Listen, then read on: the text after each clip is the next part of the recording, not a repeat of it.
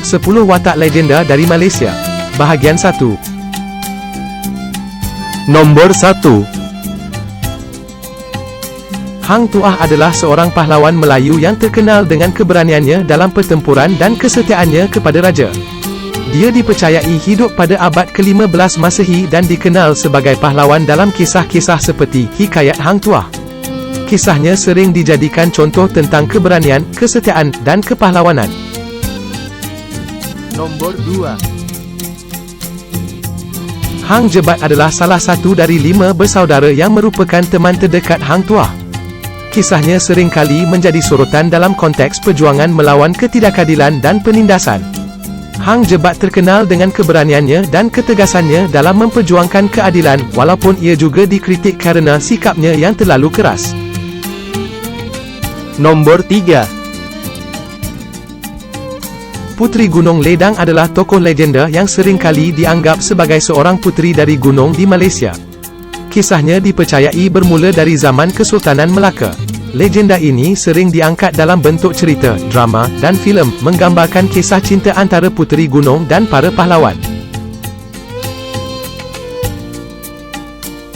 Nombor 4.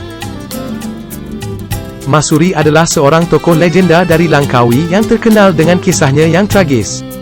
Menurut legenda, Masuri didakwa bersalah atas tuduhan berzinah dan dihukum mati meskipun dia tidak bersalah. Sebelum kematiannya, Masuri mengutuk Langkawi untuk tertutup dalam kepompong kemiskinan selama 7 generasi. Kisah Masuri mengandung pelajaran tentang kesetiaan, fitnah, dan keadilan. Nombor 5. Hang Kasturi adalah salah satu dari 5 bersaudara yang terkenal dengan keberaniannya dalam mempertahankan tanah air dari ancaman musuh. Kisahnya seringkali diangkat sebagai contoh tentang pengorbanan dan kesetiaan terhadap negara. Hang Kasturi juga dipuja sebagai simbol keberanian dan semangat patriotisme. Nombor 6. Kisah Puteri Santubong dan Puteri Sejinjang menceritakan tentang 2 puteri dari gunung yang berseberangan di Sarawak, Borneo. Kisah cinta mereka yang tragis sering dijadikan perumpamaan tentang persahabatan, kesetiaan, dan pengorbanan. Nombor 7. Pak Pandir adalah tokoh legenda yang seringkali menjadi bahan cerita rakyat di Malaysia. Ia digambarkan sebagai seorang yang ceroboh dan agak bodoh, tetapi memiliki hati yang baik. Cerita-cerita tentang Pak Pandir seringkali mengandung pesan moral tentang kebijaksanaan, kesabaran, dan kejujuran. Meskipun sifatnya yang ceroboh, Pak Pandir seringkali berhasil menyelesaikan masalah dengan cara yang unik dan mempunyai akal yang jenaka.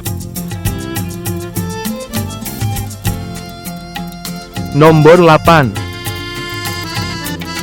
Hang Lekiu adalah seorang panglima laut terkenal pada masa Kesultanan Melaka. Dia sering dianggap sebagai simbol keberanian dan kesetiaan dalam kisah-kisah pelayaran dan pertempuran laut di perairan Nusantara.